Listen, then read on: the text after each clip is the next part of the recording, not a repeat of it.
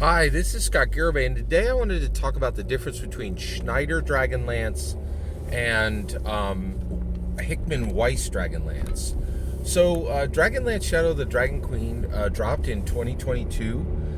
It was the last book of 2022, and it was really an incredibly important Dungeons and Dragons book, in that more than ever before, it did a tremendous job of saying, okay, we can take a dated, antiquated, dusty question mark D&D setting, right? Like Karator, Rokugan, are they ever going to get made again? Question mark setting, right? It's just a question mark setting right now. Like if you go to run Karator or Rokugan, you're literally, like, quite literally and figuratively, like pulling the book off the shelf and going, I'm going to dust this off. Oh, there's a bunch of prejudice. Ooh, there's a bunch of crusty old prejudice. Ooh, there's a bunch of crusty old stubbornness.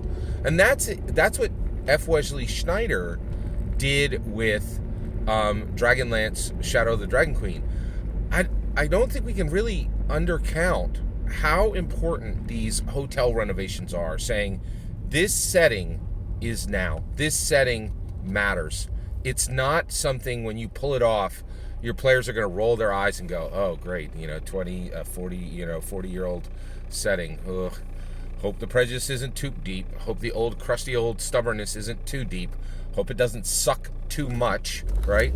But what Schneider pulled it forward and said, I'm going to take everything that's good out of this and everything that's linked to prejudice, everything that's linked to stubbornness, to Kesis, prejudice, Hickman's, like, this is really bad. And I think it was in 2021, Hickman was in the middle of, like, deals, right, with Wizards of the Coast to bring out new books, and really thought it was necessary to, like, repost this Twitter meme where I had a whole bunch of, like, incredibly non-inclusive pictures from old Dragonlance and then show them against Critical Role's inclusiveness, right?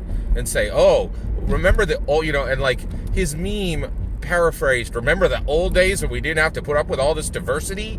And so, and that's the problem, is Dragonlance, and this is the problem, not just with Dragonlance, right? But with every crusty old D&D setting, if they're not kept fresh, they get antiquated and they get sucked. It's quite literally that simple, right?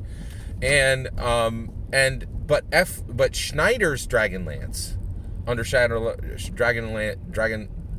Shadow of the Dragon Queen is 10 times better than anything Hickman or Weis were ever able to do with the setting. It's concise, it's clear, it's useful, right? It's non-offensive, right? And more than that, it's innovative and fresh, right? And it's really got a lot of it just brings the awesome, and you don't have to worry about, oh, let me, let's pull this dusty thing out of the closet, because boy, oh boy, are we, like, let's pull this dusty old thing out of a closet time, right? Now, it looks like that's reducing, which is good, but I love this idea of Schneider's Dragonlance over Hickman Weis Dragonlance, and how we can use this to continue bring forward the D&D settings that are useful and refresh them and make them new and meaningful. All that's my humble opinion, but I'm very eager to hear your humble opinion when you get in the comments. Send your traffic, and please consider liking and subscribing.